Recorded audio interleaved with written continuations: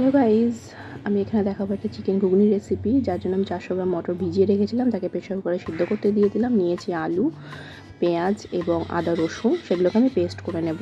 আর আগের দিনে কিছু লেফট ওভার চিকেন ছিল, তো আমি এখানে মিক্সিতে সেগুলোকে পেস্ট করার জন্য এখানে নিয়েছি আদা রসুন, 2 চামচ জিরে এবং লঙ্কা।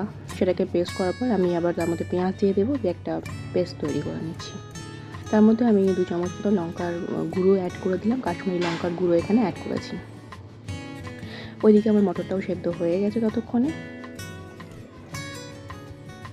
এবার কড়াইয়ে আমি 3-4 চামচ মতন তেল দিয়ে নিচ্ছি, তার মধ্যে একটা শুকনো লঙ্কা ভেজে নেব এবং তার মধ্যে দিয়ে দেবো 2-3টে মতন তেজপাতা। তারপরে আলুগুলোকে আমি এখানে দিয়ে দিচ্ছি। আলুগুলোকে একটু লাল লাল করে ভেজে নেওয়ার পরেই আমি তার মধ্যে হলুদ আর লবণ দিয়ে একটু ভেজে নেব। তারপরে দিয়ে দেবো সেই পেস্ট করা মশলাটা। সেটা একটু কষানোর পরে আমি দিয়ে দেবো টমেটো কুচি। তারপরে আমি সেই লেফট ওভার চিকেনগুলো আমি দিয়ে দিলাম। আগের দিনের চিকেন ছিল এটা। আর তার মধ্যে আমি ওই মটরগুলো দিয়ে দিচ্ছি। মটরগুলো কিন্তু জলটা সহ দিতে হবে, তাদের টেস্টটা অনেকটা এনহ্যান্স করে।